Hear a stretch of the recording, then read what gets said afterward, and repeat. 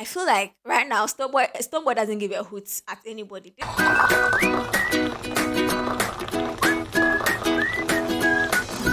How are you? Have you subscribed to my channel yet? If you haven't, press on the bell icon after you have subscribed and then let's build the family together. Welcome to the show. Stonebwoy has said something about Afrobeats and Nigerians and Africa. I want us to talk about it. KofiKinaata has got himself into some cool, sweet deal, and we will talk about it. And some of our favorite stars are wearing something dope. If you love food too, you have a place on this particular show. So welcome to Tea with the Talkative. Today I'm having my hot tea with honey and milk, and let's just start from the top.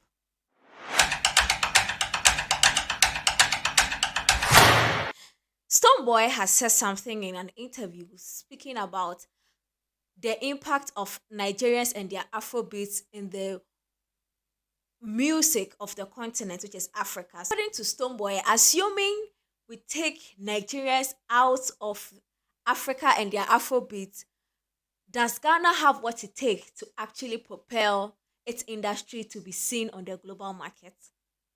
Now, this conversation is dicey in two ways for me because I feel like right now Stonebwoy doesn't give a hoot at anybody. This is one of the hardest conversations that Ghanaians are not willing to have with themselves, actually. And for Stonebwoy to be able to have it, I feel like he has reached a point where he realized that so you might as well tell ourselves the truth and then find solutions afterwards.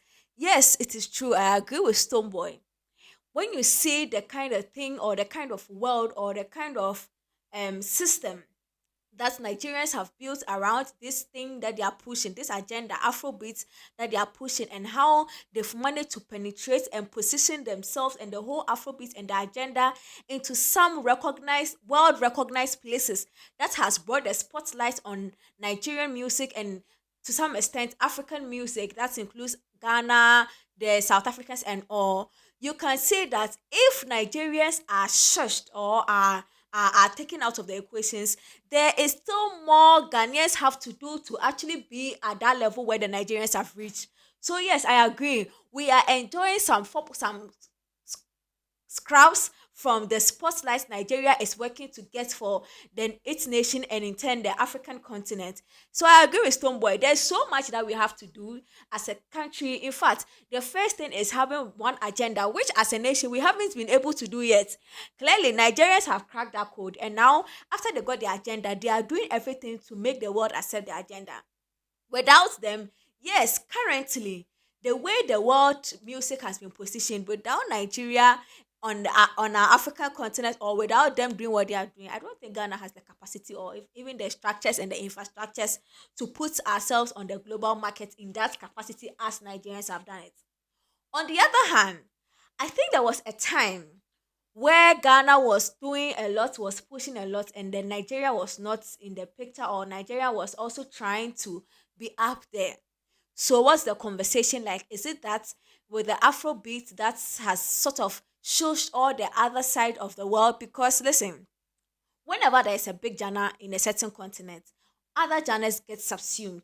It doesn't mean other people are not doing other things. Other people are doing so well. In fact, it looks like for Africa right now, the South Africans are trying to push their Amapiano. So now people actually are trying to distinct Amapiano from Afrobeat and all of that. Now the thing is that I feel like the problem or the reason why Ghana has been pushed under Nigeria and the Afrobeat thing is because Ghana doesn't have its identity. Now, the problem is that Nigerians have found an identity where they are pushing and they are doing so many forms of it to work. Ghanaians are trying to emulate that thing, but you will never get it right like the Nigerian. And that is where the problem is. Ghanaians are trying to do something or fit into a world where they don't belong. The Afrobeat that we are trying to do, we can never compete with Nigeria. Nigerians have found what works for them and they have bettered it over the years. But prior to this whole Afrobeat era, where there were the VIPs and all those big hit, then times where Ghana was ruling, it was because Ghana had identified its own hip life and was doing it to its best capacity. But now we are trying to compete in a world where we don't belong. So it has become 10 times difficult for the Ghanaian to be accepted in its own space or as in doing something very dope. Even when you listen to the Afrobeat sound, I'm telling you, the Nigerian Afrobeat sound is not the same as Ghana man Afrobeat sound. When you listen to Amapiano sound, when you listen to proper Amapiano sound produced by a South African DJ or possibly a Nigerian DJ, DJ, yeah, it's the DJs that produce the sound or create those sounds, and then they put the sound, they put artists on it to put their voice on it. I'm telling you, it's not the same as the Nigerians. Even the mixing and the mastering, it's not the same. Like there's so much difference. I just feel like once we are able to carve our own niche and we push, we'll be able to go, because clearly there's something we are not getting right with this Afrobeat, and that is what is beating us and is making Nigeria become the lead of whatever it is that is being represented in Africa, and also their numbers. So hey, their numbers, the money, the infrastructure, the structures. Nah, Stonebwoy, yes, he has a point. And on the other hand, there's more we can do to even catch up in this particular conversation. Let's move on to some big news that is happening around KofiKinaata.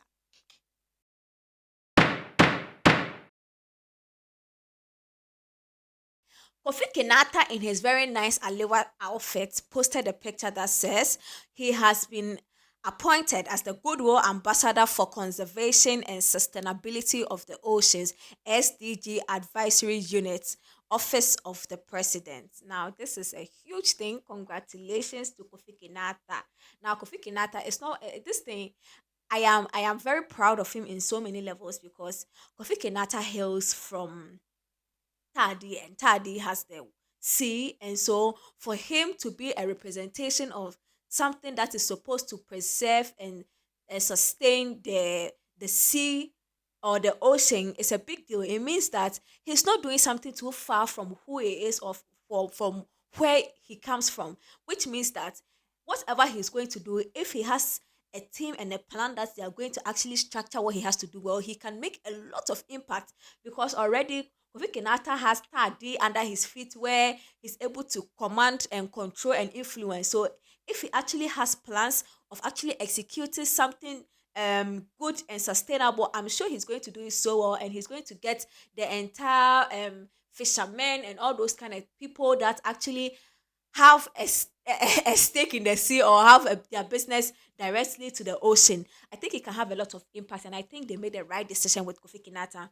Also, it's not too surprising, because in 2019, Kofi Kinata dropped a song called Illegal Fishing, and it was talking about protecting the aquaculture and oceans, and trying to preserve it without putting chemicals in it and all those kind of things. And then we saw some time ago where he dropped a song called No Place Like Home, that has got to do with the immigration and all of that. What means Kofi Kenata no? See, when we say you have to surround yourself with business managers and strategic thinking people, and you can see that this thing it didn't come out of nowhere. It was strategic. Or to put himself in that level of conversation that if we need somebody to push that thing, we can do it, because Kofi Kenata, at least why known for day, why say why day. Last time you only all these things just strategic. It's not always about dropping bangers and being about the gimmicks. The business side of what you are doing has to come in. This is what we call showbiz. He has done the show, now he's doing the business side of it. So congratulations to Kofi Kinata. This is huge. I'm so proud of you. And I say about it. Let's move on to some of the street food in Africa that you should know about.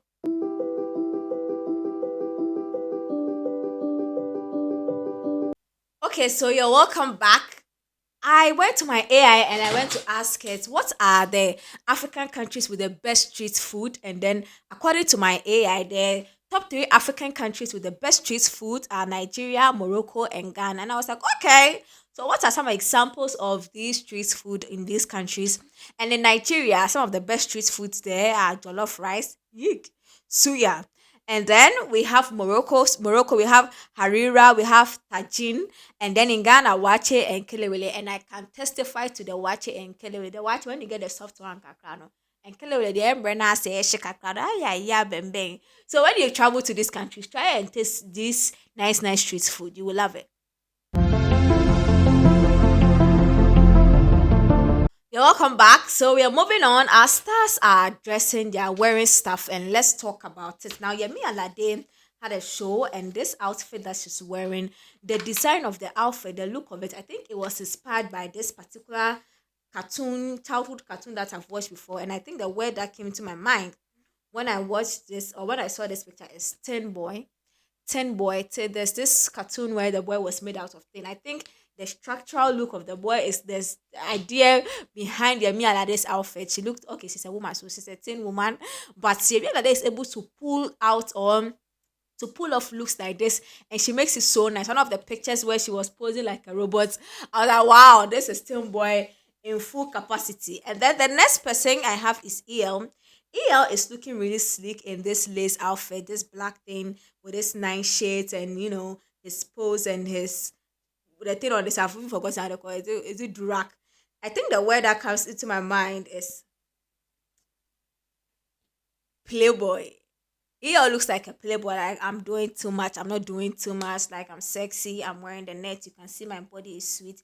You can see the caramel skin, my shades, my rack, and then photo baggers. I have the accent. I'm sweet. Hey, yo, oh bag baby, eh? And then finally, the person I have here is Miss G. Miss G posted this picture, and when I saw the picture, the word that came into my mind is this magazine cover. Misty's look in this particular picture looks like she could be the cover of an exotic magazine, a fashion magazine, like a high-end fashion magazine. The way her hair was flowing, the makeup, the focus on her face, the tone of her skin and everything, even the colors of her outfit. It looked like something that could be on the cover of a magazine. What are the words that came into your mind when you saw these pictures? Comment in the comment section below. If if you have a message for KofiKinaata for his new deal, comment in the comment section below. And what you think about what Stonebwoy said about Nigerian music, Afrobeats, and the continent of Africa. Comment in the comment section below. Subscribe to the channel, and if there's anything you have to do, do it now.